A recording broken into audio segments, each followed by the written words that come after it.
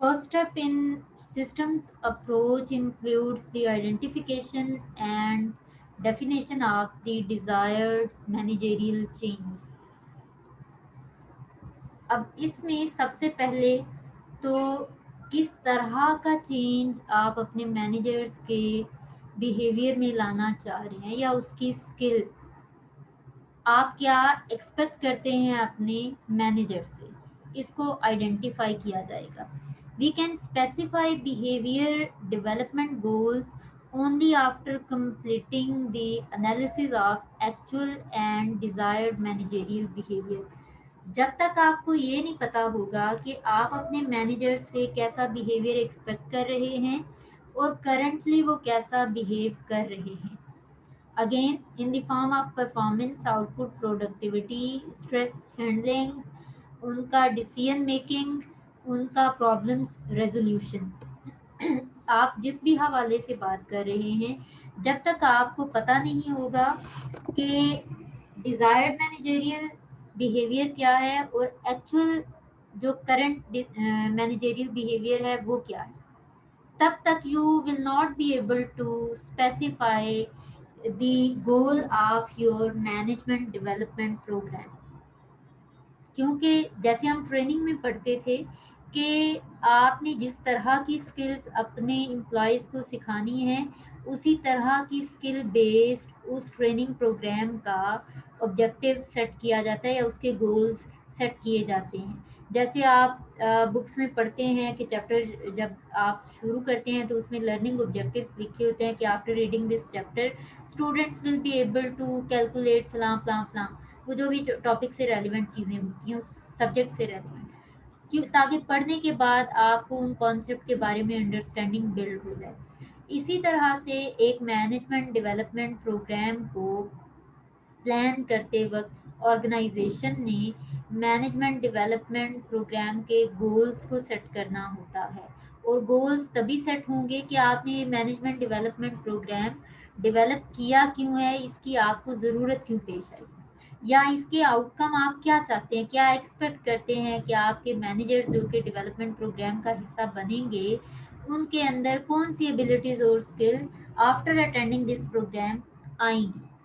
तो उसके लिए ज़रूरी है कि पहले आप एक्चुअल और डिज़ायर्ड मैनेजेरियल बिहेवियर को आइडेंटिफाई कर, फिर उसकी बेस पे आप देखें कि this is a list of skills and abilities which we need to improve in the behaviour of our managers. और उसी की बेस पे फिर आप बताएंगे कि मैनेजर जो हैं they will be able to handle the stress on employee level after attending this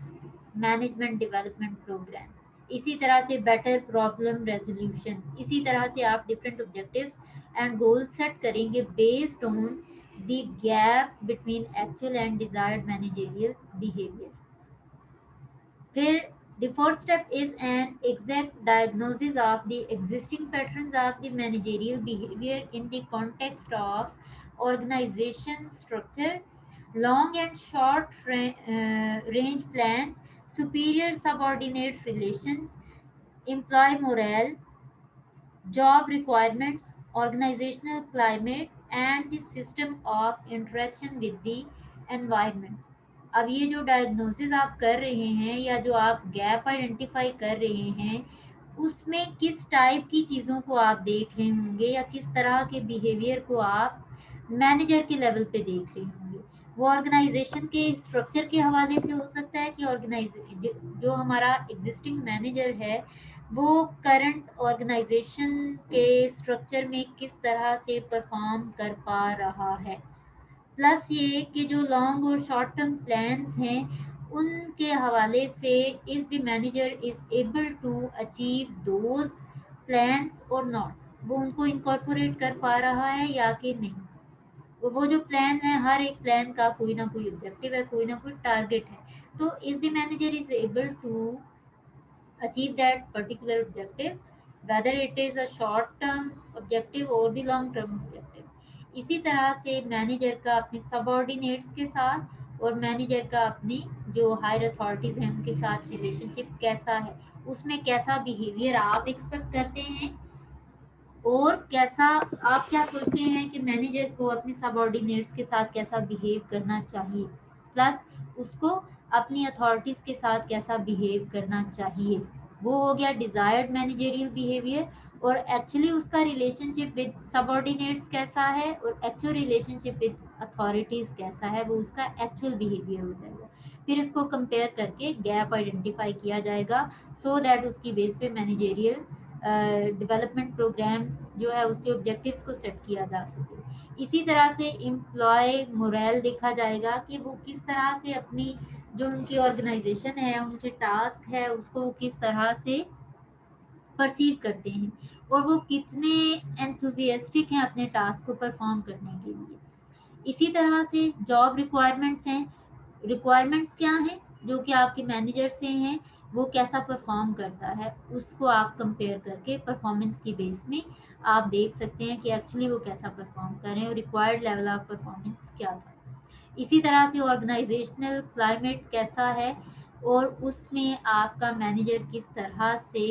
behave कर रहा है। And the system of interaction with the environment, जो ओवरऑल एक्सटर्नल एनवायरनमेंट आ जाता है और जो ओवरऑल इंटरनल एनवायरनमेंट आ जाता है इनसाइड द ऑर्गेनाइजेशन और आउटसाइड द ऑर्गेनाइजेशन, उनमें आपका मैनेजर किस तरह से बिहेव कर रहा है, जो डिसीजंस उससे एक्सपेक्ट किए जाते हैं और जिस क्वालिटी के डिसीजन उससे एक्सपेक्ट किए जाते हैं, क्या वो उसी क्वालिटी और लेवल के डिसीजंस ले पा रहा है या कि नहीं। इसी तरह से जो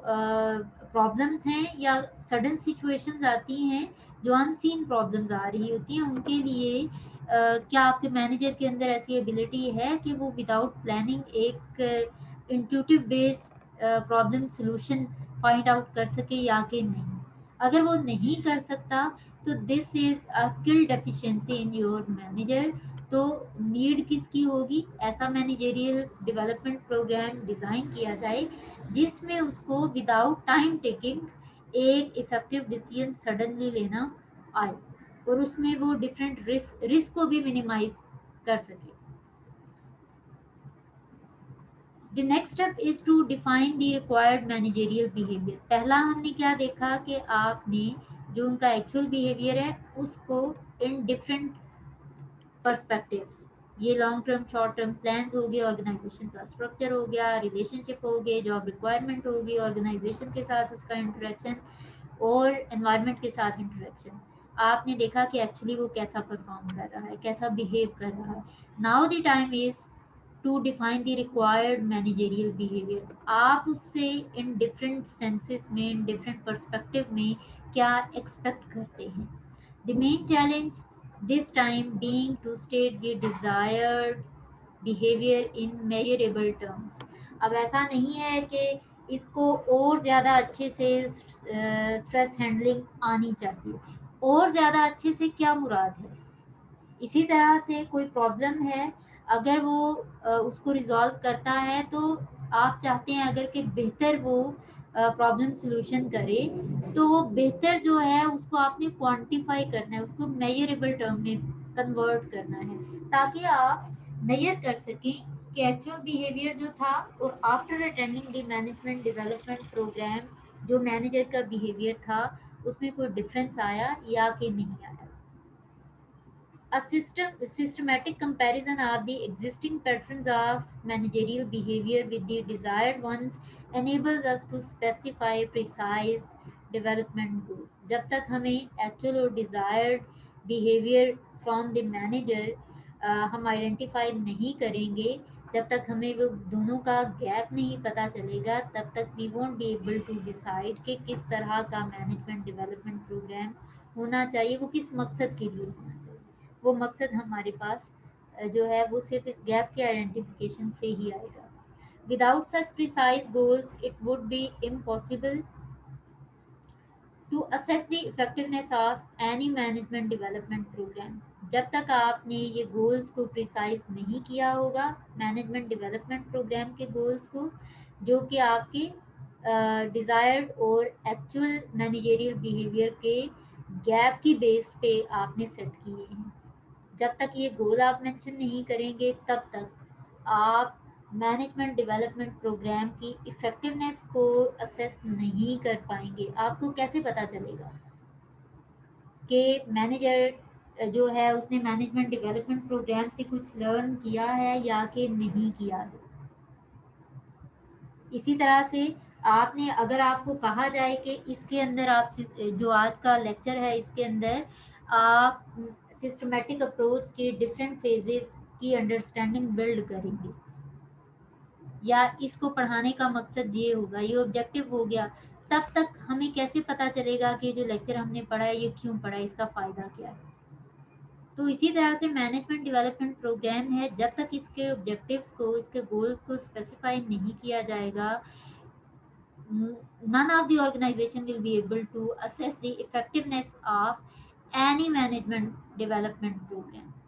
इसी तरह से अगर प्रिसाइज गोल नहीं होंगे तो it will be impossible to determine whether the organisational goals and employees need have been promoted. अब जो इम्प्रूवमेंट चाह रहे थे वो इम्प्रूवमेंट आपको कहाँ नज़र आएगी, जब तक कि आपको गोल्स नहीं पता होंगे एक मैनेजमेंट डेवलपमेंट प्रोग्राम के।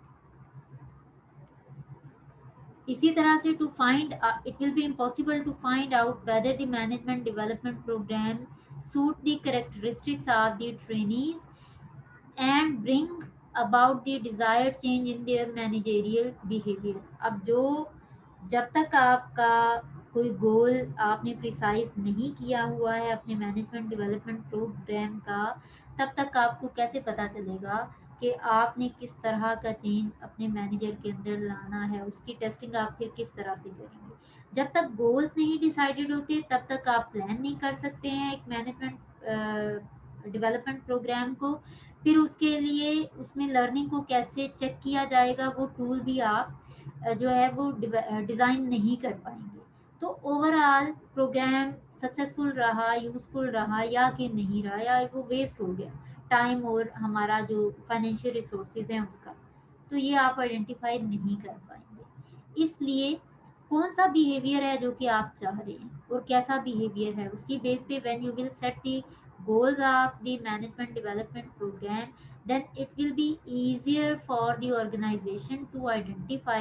कि मैनेजर्स के बिहेवियर में पॉजिटिव चेंज आया भी है या कि नहीं आया। To justify the investment in management development efforts, जब तक आपने गोल सेट नहीं किए हुए it will be impossible to check के क्या जो आपने मैनेजमेंट डेवलपमेंट जिस पर्पस के लिए बनाया था वो पर्पस अचीव हुआ या कि नहीं, या आपका वो सारा जो रिसोर्सेज हैं वो वेस्ट हुए, या वो आपने बस एक so called management development programme बनाया। ये तब तक आप नहीं जज कर पाएंगे जब तक आपने मैनेजमेंट डेवलपमेंट प्रोग्राम के गोल सेट नहीं किए होंगे। इसके अलावा अगर आपने गोल सेट नहीं किए हुए तो it will be impossible to present meaningful guideline for new cycles of planned organisational change. अब आपने अपने मैनेजर्स को डेवलप किया है in the form of skills, in the form of abilities, तो आपके गोल की जो मैनेजमेंट डेवलपमेंट प्रोग्राम है उसके गोल की बेस पे ही आपको समझ आएगी कि मैनेजर के अंदर कौन सी एबिलिटीज आई हैं, उनको कैसे टेस्ट करना है, उनकी वो इफेक्टिवली ट्रांसफर हुई हैं, वो लर्निंग ट्रांसफर हुई है टू द मैनेजर या कि नहीं हुई है। और फिर उसके बाद ही you will be able to design a new cycle कि आपने जो फ़ायदा उठाना था अपने मैनेजर्स की न्यूली लर्न स्किल्स का in achieving the organisational goals, वो आप किस तरह से उठा पाएंगे। उसकी बेस पे आप तो चेंज लाना चाह रहे हैं ऑर्गेनाइजेशन में, आप चाहते थे कि आपका मैनेजर जाए, कोई सपोज वो अब्रॉड जाता है, कोई फॉरेन मैनेजमेंट डेवलपमेंट प्रोग्राम वो अटेंड करके आता है, वो कुछ न्यू एबिलिटीज़, कुछ न्यू टेक्नोलॉजिकल नॉलेज है, कोई न्यू बिजनेस डेवलपमेंट जो सजेशंस हैं वो कह लें, या कुछ कैपेबिलिटीज़ उसने लर्न की हैं, उसकी बेस पे अब वो अपने करंट सिस्टम को, जो करंट उसका सेटअप है ऑर्गेनाइजेशन का, उसको चेंज करके अपनी बिजनेस ऑपरेशंस की एफिशिएंसी और इफेक्टिवनेस को इम्प्रूव कर सकता है। लेकिन जब तक आपके पास कोई गोल नहीं होगा कि किस तरह का मैनेजमेंट डेवलपमेंट प्रोग्राम है और किस तरह का चेंज आपने ऑर्गेनाइजेशन के अंदर लेके आना है, ये फाइंड आउट करना डिफिकल्ट हो जाएगा। Then the measuring or assessment process is a complex activity, no doubt. कि आपने लर्निंग तो दे दी, एबिलिटीज़ और स्किल्स आपने सिखा दी, वो लेक्चर था या वो कोई सूडो एनवायरनमेंट आपने क्रिएट किया हुआ था, कोई आर्टिफिशियल टूल कुछ था या कुछ भी जिसके थ्रू आपने मैनेजर की स्किल डेवलपमेंट की है,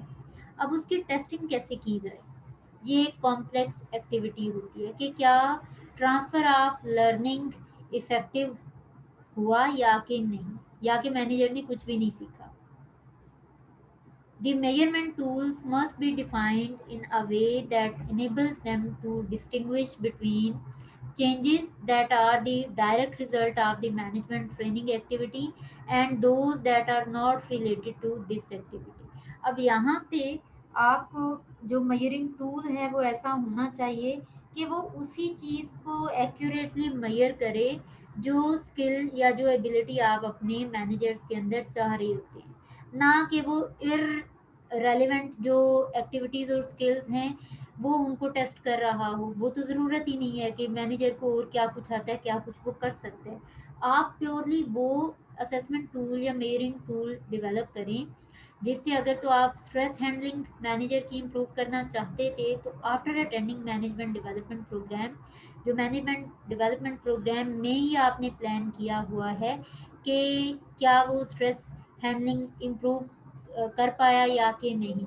तो जो आप टेस्ट या प्रैक्टिस के लिए उसको कोई एक्सरसाइज देंगे या जिस भी तरह का सिनेरियो आप क्रिएट करेंगे, वो उसकी स्ट्रेस हैंडलिंग स्किल को ही टेस्ट कर रहा हो, वो उसके टाइम मैनेजमेंट और इन चीज़ों को टेस्ट ना कर रहा हो।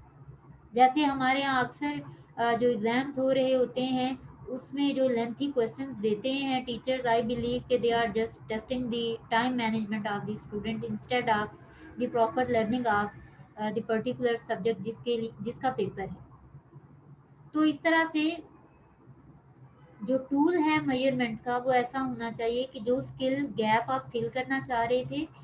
वो उसी स्किल गैप को टेस्ट कर रहा हो कि ट्रांसफ़र हुई है लर्निंग, न्यू स्किल्स और एबिलिटीज़ मैनेजर ने लर्न की हैं या कि नहीं की। तो असेसमेंट टूल उसी तरह का होना चाहिए। The desired changes in managerial behavior, especially in senior positions, are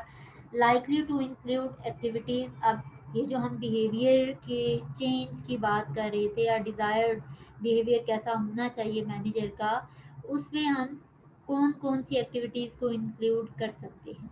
number one is opportunity finding, कि वो कोई, जैसे अगर बिजनेस डेवलपर है या बिजनेस डेवलपमेंट मैनेजर है, तो क्या your manager is able to find a better opportunity for your business to grow या कि नहीं। तो ऑब्वियसली इसी तरह की बिजनेस डेवलपमेंट मैनेजर है अगर, तो उसकी एबिलिटी जो डिज़ायर्ड होगी वो ये कि वो मैक्सिमम लेवल पे बिजनेस को ग्रो या एक्सपेंड करने के लिए या अपने बिजनेस को फर्दर डेवलप करने के लिए अपॉर्चुनिटीज़ को फाइंड आउट करे, ना कि वो वेट करता रहे कि कोई आए और उसके साथ पार्टनरशिप करे या किसी भी एंगल से उसका बिजनेस ग्रो हो। तो he shouldn't be waiting for the opportunity कि वो खुद आई इसके पास, बल्कि उसके अंदर इतनी स्किल होनी चाहिए। और ऑर्गेनाइजेशन अपने बिजनेस डेवलपमेंट मैनेजर से यही चाहती हैं कि वो बिजनेस के एक्सपेंशन के लिए अपॉर्चुनिटीज़ को फाइंड आउट करने की सलाहियत रखते हैं। इसी तरह से अगर ह्यूमन रिसोर्स मैनेजर है तो उससे एक्सपेक्ट किया जाता है कि whatever the problem are being faced by any of the employee who is working in the organisation, उसका मैनेजर उसको टाइमली और क्विकली रिजॉल्व करे और इफेक्टिवली रिजॉल्व करे, तो वो एक अच्छा ह्यूमन रिसोर्स मैनेजर हो सकता है। इसी तरह से फाइनेंशियल, अगर आपका ऑफिसर है या फाइनेंस मैनेजर है, तो उसका जो डिज़ायर्ड बिहेवियर है वो ये कि वो जो कॉस्ट है उसको रिड्यूस करे या जो एलोकेशन ऑफ रिसोर्सेज है वो इस तरह से करे या रिसोर्सेज की बंडलिंग इस तरह से करे कि कम से कम रिसोर्सेज में ज़्यादा आउटपुट दिया जा सकता और ज़्यादा रेवेन्यू अर्न किया जा सकता और कम से कम लोन की बेस पे जो है इन्वेस्टमेंट हो रही हों कंपनी। तो इसी तरह से डिफरेंट तरह के मैनेजर्स डिपेंडिंग ऑन कि किस डिपार्टमेंट के या किस बिजनेस ऑपरेशन के वो मैनेजर हैं, उनके लिहाज से उनका मैनेजरियल बिहेवियर जो डिजायर्ड होगा दैट विल बी डिफरेंट। इसी तरह से अनप्रोग्राम्ड डिसीजन मेकिंग, यूजुअली मैनेजर से यही एक्सपेक्ट किया जाता है कि अनसीन या सडन सिचुएशन में they must be expert enough के उनको वो एक लंबा चौड़ा प्रोसेस जो है systematic process of decision making उससे ना गुजरना पड़े कि वो प्रॉपर जो है वो इंफॉर्मेशन गैदर करें, डाटा वो गैदर करें, उसमें से इंफॉर्मेशन को पिक करें, उसमें से फिर देखें कि ठीक है कौन से अल्टरनेटिव हैं या प्रॉब्लम की जो रूट कॉजेज हैं वो कौन सी हैं, कॉजेज को इवेलुएट करें, उनमें से मेजर कॉज को आइडेंटिफाई करें, फिर हर उसके लिए उसको सॉल्व करने के लिए डिफरेंट अल्टरनेटिव्स जनरेट करे, फिर उनको इवेलुएट करे। तो वो एक जो लंबा चौड़ा टाइम टेकिंग प्रोसीजर है, उसकी बजाय ऑर्गेनाइजेशन चाहती है कि उनके manager must be expert enough कि वो अनप्रोग्राम्ड डिसीजन मेकिंग भी कर पाए, कि सडनली ब्लंट डिसीजंस वो लेना जानते हों और उनको पता हो कि हमने इंट्यूशन की बेस पे, अपने एक्सपीरियंस की बेस पे, अपनी लर्निंग की बेस पे हमने क्विक और इफेक्टिव डिसीजन लेना है। क्योंकि हर दफ़ा ऐसा नहीं होता कि ऑर्गेनाइजेशन के पास डिसीजन मेकिंग का लंबा चौड़ा प्रोसेस फॉलो करने का टाइम हो। तो अनप्रोग्राम डिसीजन में भी मैनेजर्स को एक्सपर्ट होना चाहिए, that is a desired change in managerial behaviour. इसी तरह से लॉन्ग रेंज प्लानिंग होनी चाहिए, ये नहीं कि हफ्ता 10 दिन या 1 मंथ के लिए आपके एम्प्लॉयज़ जो सॉरी मैनेजर्स हैं वो प्लान करें और उसके बाद प्लान जो है वो जिसको कहते हैं कि वन टाइम यूज़ होने वाली प्लान जो है वो नहीं होनी चाहिए, बल्कि ऐसी प्लानिंग होनी चाहिए, आपके मैनेजर्स की एबिलिटी ऐसी होनी चाहिए कि वो ऐसा प्लान बनाएं जो कि हर दफ़ा रिपीट हो सकता हो, वो इतना फ्लेक्सिबल हो, उसके अंदर थोड़ी बहुत मॉडिफिकेशन के साथ, क्योंकि एक्सटर्नल एनवायरनमेंट में चेंज आ रहा होता है, जो इंटरनल कैपेसिटीज़ और रिसोर्सेज होते हैं ऑर्गेनाइजेशन के उनमें चेंज आ रहा होता है, तो उनको एडजस्ट करते हुए जो एक पुराना प्लान है उसी को अपडेट करते करते या उसमें थोड़ी बहुत वेरिएशंस लाते हुए आप उसी प्लान को इम्प्लीमेंट करते हुए ज़्यादा बेनिफिट जनरेट कर सकते हो, इंस्टेड ऑफ कि आप अभी कोई प्रॉब्लम रिजॉल्व है तो उसके लिए आप कोई जो है वन टाइम प्लान बनाएं, once the plan is implemented और प्रॉब्लम रिजॉल्व होगी, नेक्स्ट टाइम कोई प्रॉब्लम अगर सिमिलर प्रॉब्लम आती है तो आपको नए सिरे से प्लान बनाना पड़े, ऐसा नहीं होना चाहिए, वो लॉन्गर पीरियड ऑफ टाइम के लिए प्लानिंग होनी चाहिए। तो ये अगेन एक डिज़ायर्ड चेंज है जो कि ऑर्गेनाइजेशन अपने मैनेजरियल बिहेवियर में एक्सपेक्ट कर रही होती है। इसी तरह से न्यू पर्सोनल पॉलिसीज, जो पुरानी पॉलिसीज हैं उनसे हटके कुछ ऐसी एफिशिएंट और इफ़ेक्टिव और फ्लेक्सिबल पॉलिसीज होनी चाहिए ह्यूमन रिसोर्स के लिए, कि जिससे वो जिस पे उनको कम से कम ऑब्जेक्शन भी हो और वो उसको खुशी से इम्प्लीमेंट भी कर रही हो। तो that is what usually organisation wants from the managers. इसी तरह से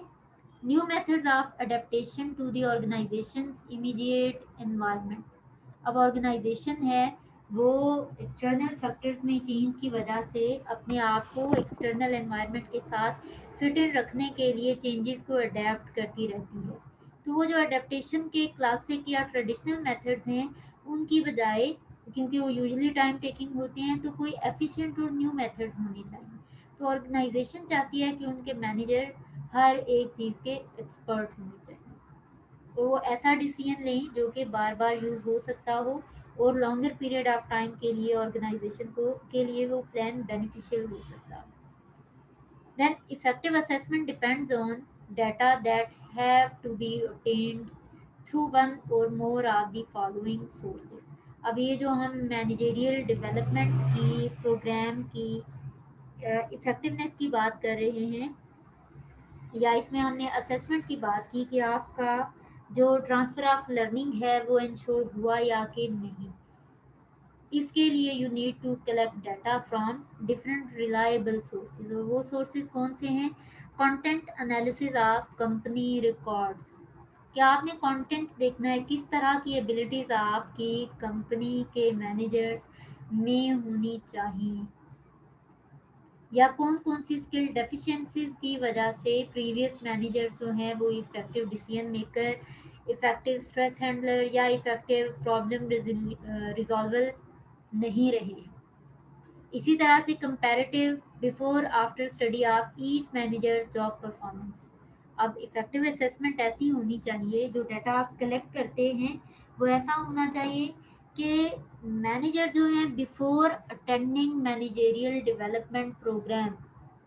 वो कैसा परफॉर्म कर रहे थे, उसको कंपेयर किया जा सके विद द परफॉर्मेंस जो कि वो after attending management development programme दे रहे होते हैं।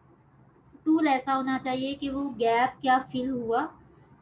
या कि नहीं, जो डिज़ायर्ड और एक्चुअल परफॉर्मेंस ऑफ मैनेजर का गैप था वो फिल हुआ या कि नहीं। असेसमेंट टूल ऐसा होना चाहिए कि क्या मैनेजर्स ने इम्प्रूव किया या कि नहीं किया। दैट्स वाई हमने पढ़ा कि मेजरेबल गोल्स होने चाहिए और जो इफेक्टिवनेस है ये मेजरेबल होनी चाहिए। इसी तरह से focused observation of the job behaviour, whatever is a set of duties and responsibilities you have handed over to your manager, उसमें वो कैसा परफॉर्म कर रहे हैं आप उसको ऑब्जर्व करें। Activation of trainees immediate environment, superiors, peers, subordinates and clients। अब डिफरेंट रिलेशनशिप्स आ गए, उसके कस्टमर्स या क्लाइंट्स, सबॉर्डिनेट्स उसके कोलीग्स, उसके सुपीरियर, उनके साथ जो मैनेजर है उसका इंटरेक्शन कैसा रहा, पहले से बेहतर हुआ नहीं हुआ। तो basically this is the assessment of the the effectiveness of management development program, कि वो इफेक्टिव रहा, गैप को फिल कर पाया या कि नहीं। the raw data in turn are meaningless by themselves, accurate interpretation depends on the expertise of the assessor and the trainees willingness to provide valid information। अब ये जो, या तो ऐसा पॉसिबल हो सकता है कि what ever the manager is performing, उस परफॉर्मेंस को उसके पहले वाली परफॉर्मेंस के साथ कंपेयर किया जाए। मैनेजमेंट डेवलपमेंट प्रोग्राम अटेंड करने के बाद जो वो जैसा वो परफॉर्म कर रहा है उसको कंपेयर किया जाए उसकी जो प्री परफॉर्मेंस है मैनेजमेंट डेवलपमेंट प्रोग्राम को अटेंड करने से पहले वाले उसके साथ कंपेयर किया जाए। या फिर जो उसके कोलीग्स हैं, उसके क्लाइंट्स हैं, उसके सबऑर्डिनेट्स हैं, उसके सुपीरियर हैं, उनसे फीडबैक लिया जाए, उनसे रिव्यू लिया जाए कि इसके बिहेवियर के अंदर, इसके परफॉर्मेंस के अंदर, स्ट्रेस मैनेजमेंट के अंदर, प्रॉब्लम रेजोल्यूशन के अंदर, जो डिसीजन मेकिंग है उसके अंदर कोई चेंज आया या कि नहीं आया। और प्लस आप पर्सनल फीडबैक लें अपने मैनेजर का कि वो कैसा परफॉर्म कर रहा है, क्या उसको मैनेजमेंट डेवलपमेंट प्रोग्राम अटेंड करने का कोई बेनिफिट हुआ या कि नहीं हुआ। अब इसमें ज़रूरी है कि वो ऑनेस्ट इंफॉर्मेशन प्रोवाइड करे ताकि एक्चुअल जो असेसमेंट है effectiveness of management development programme की उसको असेस किया जा सके। Then the second stage in systems approach process, वो है preparation of operational development programmes. अब आपने गैप तो आइडेंटिफाई किया, अब आप प्रिपरेशन कर रहे हैं डेवलपमेंट प्रोग्राम की कि किस तरह का डेवलपमेंट प्रोग्राम होना चाहिए। The definition of management development goals makes it possible to prepare training programs designed to bring about the desired changes. Obviously, जो मैनेजमेंट डेवलपमेंट प्रोग्राम का गोल होता है उससे समझ आती है कि आप अपने मैनेजर्स के अंदर किस तरह का चेंज लाना चाहते हैं या किस तरह का चेंज आप एक्सपेक्ट करते हैं कि after attending this programme manager में आएगा। The main challenge is to prepare programs that will solve the existing problems with minimum input and negative side effects। अब प्रॉब्लम ये आती है कि जो आप प्रोग्राम डिज़ाइन करना चाह रहे हैं अपने मैनेजमेंट डेवलपमेंट के लिए वो कैसा होना चाहिए, क्या वो जो गैप है करंट या एक्चुअल जो बिहेवियर है मैनेजर का और जो डिज़ायर्ड बिहेवियर है उनमें जो गैप है उसको फिल कर पाएगा या कि नहीं। इस चीज़ को एक्यूरेटली मेजर करना बड़ा चैलेंजिंग होता है। कि क्या एक ही ऐसा प्रोग्राम डिज़ाइन किया जाए जिससे कि हर तरह की स्किल डेफिशिएंसी आपके मैनेजर्स हैं उनके अंदर से ख़त्म की जा सके, और उसमें भी कम से कम रिसोर्सेज को यूटिलाइज करते हुए और उसके ड्रॉबैक्स या उसके नेगेटिव एस्पेक्ट कम से कम करते हुए। तो ये बड़ा चैलेंजिंग होता है कि आप एक बेस्ट मैनेजमेंट डेवलपमेंट प्रोग्राम सस्ता तरीन और with no negative side effect आप जो है वो डेवलप कर पाएँ, ये चैलेंजिंग होता है। अगर आपका एक most effective management development programme है, of course it will be expensive, क्योंकि उसमें आप ट्रेनर को बुलाएँगे, तो जितना आपका एक्सपर्ट और इफ़ेक्टिव ट्रेनर होगा, उतने उसके भी चार्जेस ज़्यादा होंगे। फिर ये भी पॉसिबल होता है समटाइम्स कि जिस जिस तरह की स्किल डेफिशिएंसी के लिए आप मैनेजमेंट डेवलपमेंट प्रोग्राम डेवलप कर रहे हैं, हो सकता है कि उन सारी स्किल्स वाला एक्सपर्ट कोई एक बंदा ना हो, कोई एक ट्रेनर ना हो, उसके पास हार्डली एक या दो स्किल्स वो हों जो कि आप चाहते हैं, तो बाकियों के लिए फिर आपको डिफरेंट ट्रेनर्स को हायर करना पड़ेगा। This activity has to be perform by an interdisciplinary team that should weigh all the alternative methods capable of bringing about the desired changes। अब जिस जिस तरह की स्किल डेफिशिएंसी मैनेजर में है जिसको आप एड्रेस करना चाह रहे हैं वाया मैनेजमेंट डेवलपमेंट प्रोग्राम, उसके लिए ज़रूरी है कि इंटरडिसिप्लिनरी टीम को डिज़ाइन किया जाए जिसमें हर तरह का एक्सपर्ट हो, ताकि एक most effective management development programme जो है वो प्लान किया जा सके। दिस टीम, ये जो इंटरडिसिप्लिनरी टीम है, it's composed of experts in quantitative management sciences, जिसमें कि operations research, industrial engineering, system analysis and finance. ये जो पेपर है इसमें इन्होंने जिन लोगों पे स्टडी किया था, जो इनका सैंपल था, उसमें इस तरह की स्किल्स रिक्वायर्ड थी। दैट्स वाई इन्होंने क्वांटिटेटिव मैनेजमेंट साइंसेज के कुछ जो स्किल्स हैं उसकी बेस पे एक लिस्ट यहाँ पे मेंशन कर दी है। लेकिन इट डिपेंड्स अपॉन कि किस तरह का मैनेजमेंट डेवलपमेंट प्रोग्राम आप ऑफर करना चाह रहे हैं, तो उस तरह के फिर लोगों में जो आपके मैनेजर्स हैं उनको स्किल सिखाने के लिए आपको एक तो पहले इंटरडिसिप्लिनरी टीम को प्लान करना पड़ेगा, उसको जो है वो फॉर्म करना पड़ेगा। वो डिसाइड करेंगे कि ठीक है, इस मैनेजर के अंदर या एक जो मोस्ट इफेक्टिव मैनेजर है, ह्यूमन रिसोर्स मैनेजर सपोज, उसमें ये वाली एबिलिटीज़ होनी चाहिए। तो जितने ज़्यादा लोग होंगे, जितने ज़्यादा एक्सपर्ट होंगे, वो अपने लेवल पे अपनी स्किल्स, अपनी फील्ड, अपने एरिया के हिसाब से एक्सपर्टीज़ का लेवल बताएंगे, और वो मिल मिला के फिर एक टोटल बनेगा जिसकी बेस पे management development programme must be developed by the organisation. Changes in one or more of the following four major subsystems of each organization should be considered। अब इनमें से ये सारे के सारे जो हैं यूजुअली या इनमें से कम एक या एक से ज़्यादा डिफरेंट हो सकते हैं। हर एक ऑर्गेनाइजेशन के डिफरेंट सब सिस्टम्स हैं जिनके अंदर चेंज लाना ज़रूरी होता है। एक तो गोल सिस्टम के ऑर्गेनाइजेशन के जो गोल्स सेट किए जा रहे होते हैं उनके अंदर चेंज लाया जा सकता है, क्योंकि आपने चैलेंजिंग बट अचीवेबल गोल्स को सेट करना होता है। और वो किस तरह के गोल्स होने चाहिए जिसमें ऑर्गेनाइजेशन की ग्रोथ भी हो और एम्प्लॉयज़ जो हैं उनका मोरल भी डाउन ना हो और वो एग्जॉस्ट भी ना हो, लेकिन वो मैक्सिमम लेवल ऑफ परफॉर्मेंस दे रहे हो। तो किस तरह के गोल सेट किए जाने चाहिए जो कि इंडिविजुअल लेवल पे या पर्सनल